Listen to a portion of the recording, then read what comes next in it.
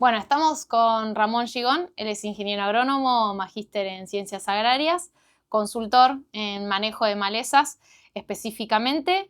Y bueno, vivís en el sur de Buenos Aires, donde bueno, el Lolium es una de las principales problemáticas. Y te quería consultar, ¿hace cuánto que venimos con esta problemática y por qué realmente es tan compleja para controlarla, ¿no? Sí, bueno, primero agradecer esta invitación a Sumitomo y a vos en particular. Así que sí, el Lolium, el ryegrass, primero en el sur de Buenos Aires, o sea, se introdujo como una especie forrajera, donde todavía sigue siendo una especie cultivada que se utiliza mucho para el engorde, para la producción ganadera. Pero a su vez, esas pasturas empezaron a silvestrar. Y el ryegrass empezó a desarrollar resistencia. Esto empezó, o sea, la resistencia existe cuando empieza a haber presión de selección con los herbicidas y sobre todo al principio de los años 2000, con vino la par de la siembra directa, la introducción de la siembra directa y empezamos a utilizar mucho más glifosato, obviamente en los barbechos. La ganadería se fue dejando de lado en todos esos sistemas donde estábamos bien en el sudoeste de Buenos Aires, ¿no? Donde había un sistema más mixto. Y la presión de selección con los herbicidas, con el glifosato, empezamos a ver escapes, individuos resistentes. Ya teníamos historia en Australia, por ejemplo, donde había pasado algo similar. Los productores de ovejas allá sobre todo pasaron a hacer agricultura continua con cereales de invierno y en nuestra zona pasó algo similar. Y bueno, por eso, al principio del 2000 empezamos a tener, cuando trabajamos en el INTA, las primeras consultas de escapes a glifosato y ahí es donde empezamos a trabajar sobre esta maleza que está bien posicionada como una maleza bien otoño-invernal y es la maleza hoy número uno para los cereales de invierno como también para los barbechos del invierno. Esos primeros estudios estaban muy apuntados a la resistencia a glifosato y después empezamos a estudiar y a hacer todos los trabajos de resistencia. Ahí se empezó a trabajar en resistencia en Argentina, donde no teníamos los conocimientos, hacer las curvas de dosis y respuesta.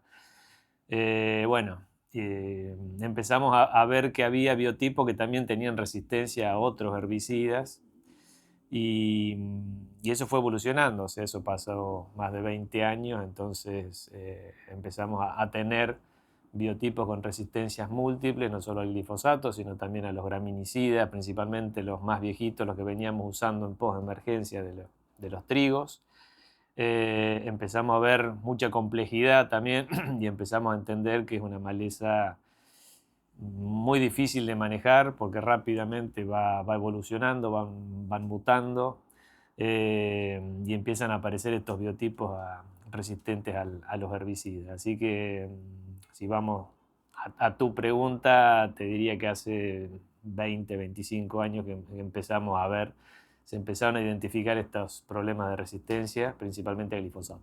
Y uno de los herbicidas que hoy comúnmente se usa muchísimo es el cletodin, y sin embargo empieza a haber muchas fallas con este herbicida, que bueno, un poco lo que vos comentás en toda esta historia. Y sin embargo, eso, o sea, en cuanto a los tamaños, ya desde chiquitito está costando controlarlo, o cómo sería ese... Sí, primero, bueno, como toda maleza, tiene un patrón de emergencia que no están bien definidos todos en el mismo momento. O sea, la maleza tiene esa capacidad, la dormición de la semilla, que lo que hace es perpetuarse en el tiempo.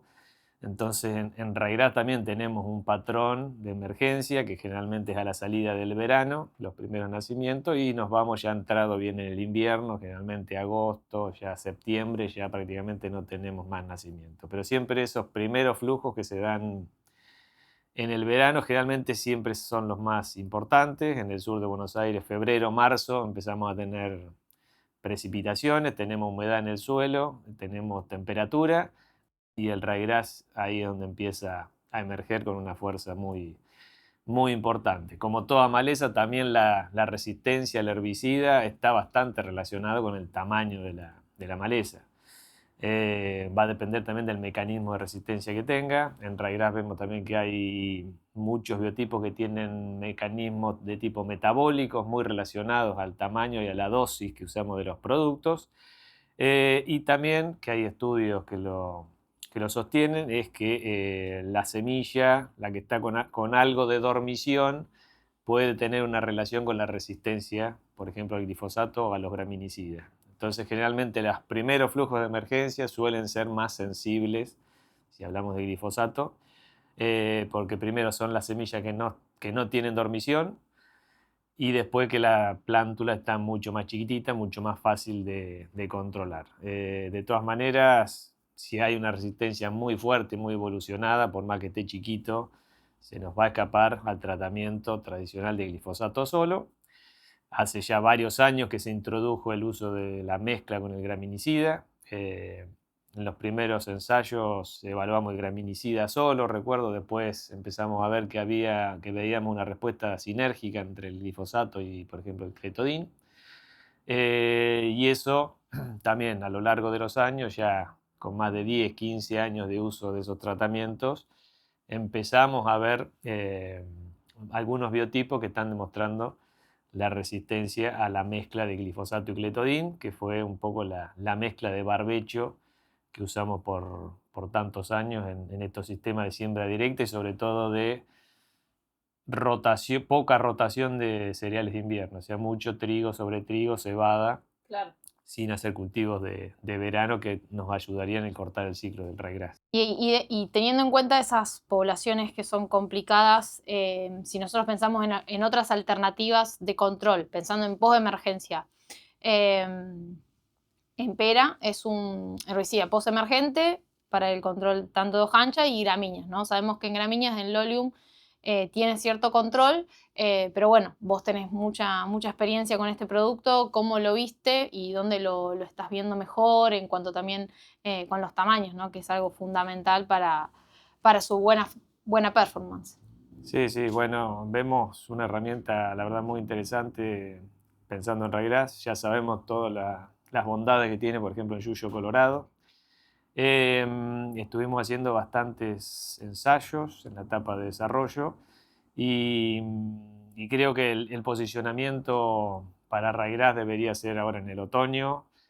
Vemos que hay una respuesta muy importante al tamaño de la maleza, no esperar a tener una mata de 8 o 10 macollos porque ahí es donde vamos a tener seguramente algún rebrote.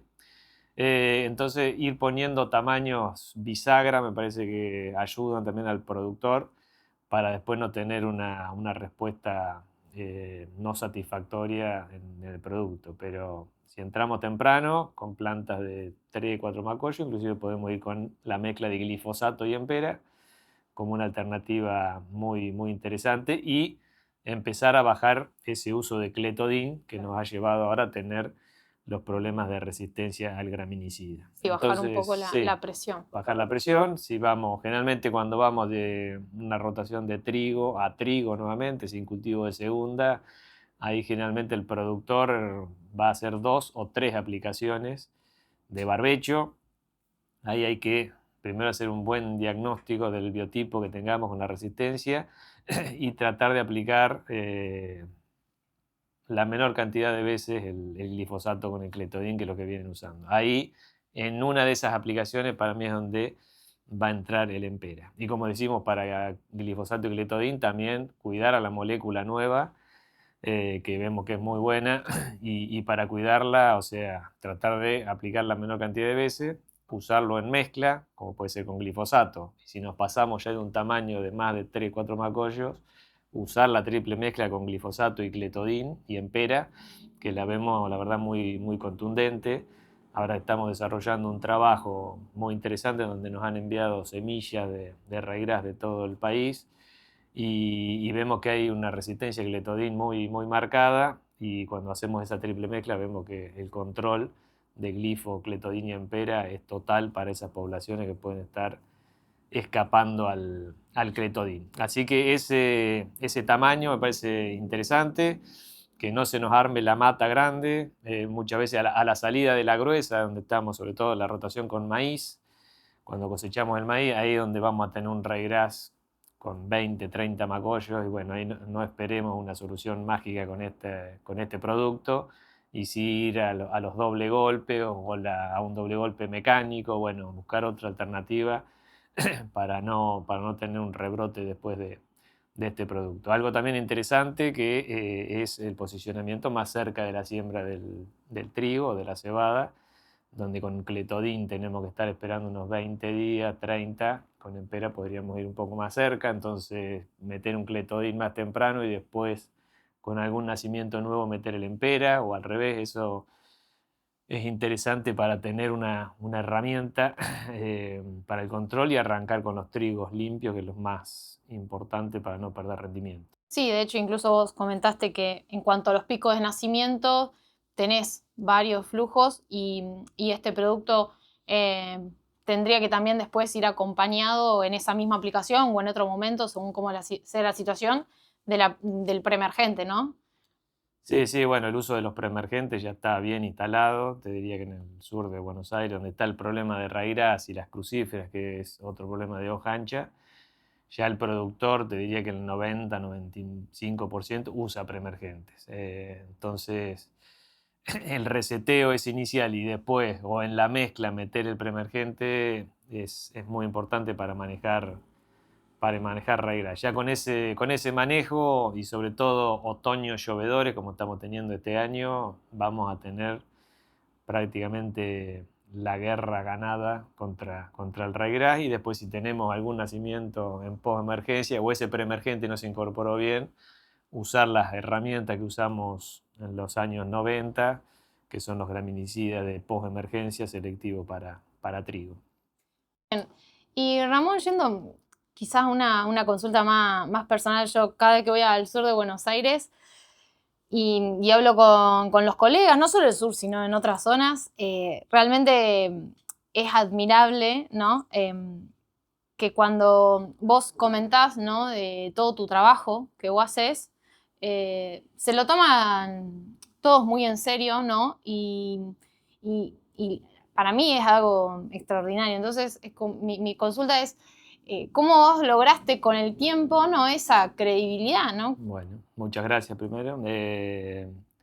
Yo creo que la objetividad que he tenido en mi trabajo es un poco la confianza que tienen también los asesores o algún productor o la misma empresa. Creo que trabajar de una manera objetiva para cualquiera de las empresas a las que brindamos servicios de ensayos es importante para después tener una credibilidad en el mensaje. Y después, algo que siempre he tenido desde que estuve en el INTA hasta que salí, también un ida y vuelta diario con los asesores, con los productores. Me parece que vamos aprendiendo, y no pararse arriba, también estar bajo la tierra a la par del asesor, tratando de aprender juntos, que de manera colaborativa busquemos una solución. Me parece que eso también es importante, porque nadie para mí tiene la verdad, sino que esto es biología, esto es evolución, va cambiando continuamente. Y si nos paramos con un mensaje de yo lo sé, vos no, hace esto, me parece que no vamos a ningún lado. Siempre tratamos de aprender hasta el mismo productor que está en su campo, muchas veces el que más sabe lo que está pasando, porque la ve a diaria. Y siempre hemos aprendido mucho con el productor que está ahí, que nos sale. eh, la posibilidad de viajar y ir conociendo todas esas situaciones te da un, un conocimiento, digamos, más amplio, que vos podés llevar de un lado para el otro. Entonces eso me parece que me ha servido como para tener confianza, como para que los productores vayan. Tenemos un campo experimental donde están las tranqueras abiertas para que vayan a visitar, a ver, y no guardarse por ahí conocimientos, sino Compartirlo. compartirlo, porque eso me parece que es lo que ayuda en general a la producción en general.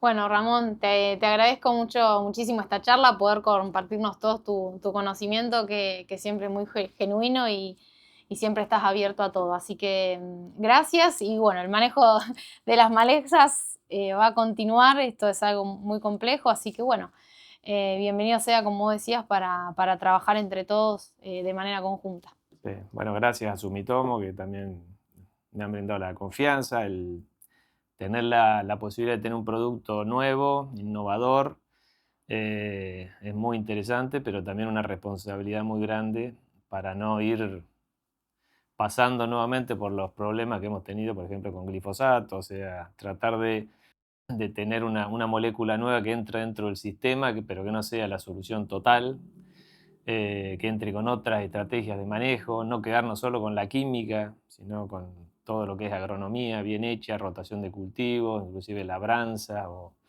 uso de la ganadería en los sistemas mixtos. Esa complejidad para mí es la que va engañando un poco a la maleza para que podamos seguir produciendo de una manera sustentable y buena. Entonces, bienvenido que aparezca un producto nuevo.